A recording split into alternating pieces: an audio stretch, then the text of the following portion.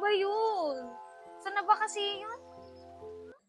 Ano ba yan? Saan naman ba kasi yung damit ko? Saan kasi tinatabi ni mama eh? Camila! Mata ang gamitin. Isa pang sigaw mo, mapapalo na kita. Eh kasi naman nakakainis eh.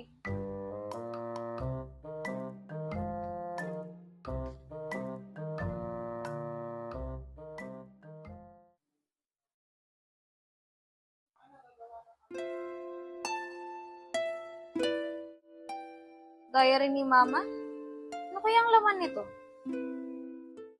Sabi nila, ang alaala ay parang mga pahinang naisulat na hindi na mabubura. Pero pwede nating balikan. Sa bawat kwento ng pamilya, may mga lihim, may sugat, at may pagmamahal. Ako si Camila, at ito ang kwento ng aming huling pagkakabuo. Isang kwentong natutong maghilom, magpatawad, at magmahal, kahit gaano man kahirap.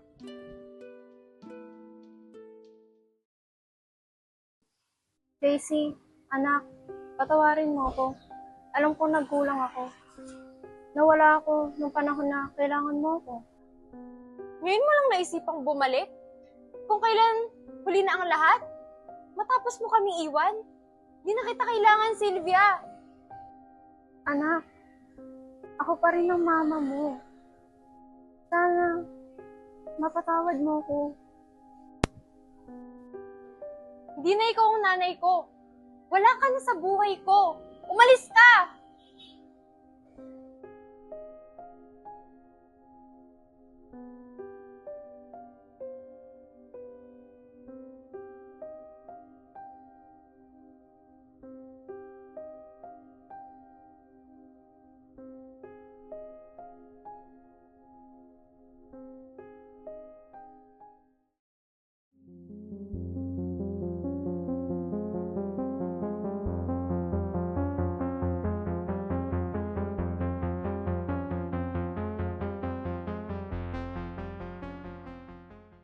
Ma?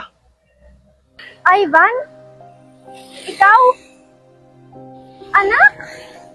Oo, ako nga, Ma. Sabi mo kasi, hindi mo na ako hanapin. Pero heto ako, naghihintay pa rin. Maasa. Patawad, anak. Maraming pagkukulang ang mama niyo. Sana, nabigyan pa ako ng pagkakataon. Matagal kitang hinintay, Ma. Basta andito ka, yun ang mahalaga.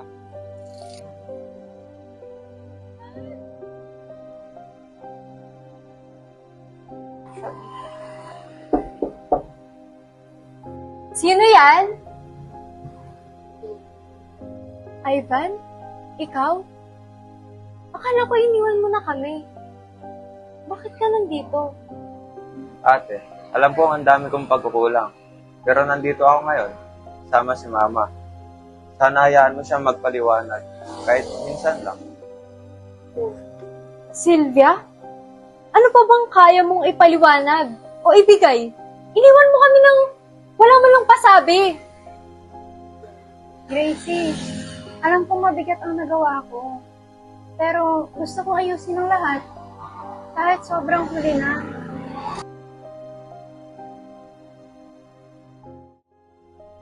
Para kay Lola, hindi madaling itama ang mali. Pero natutunan ko kay Mama na sa tunay na pagmamahal, may puwang ang pagpapatawad.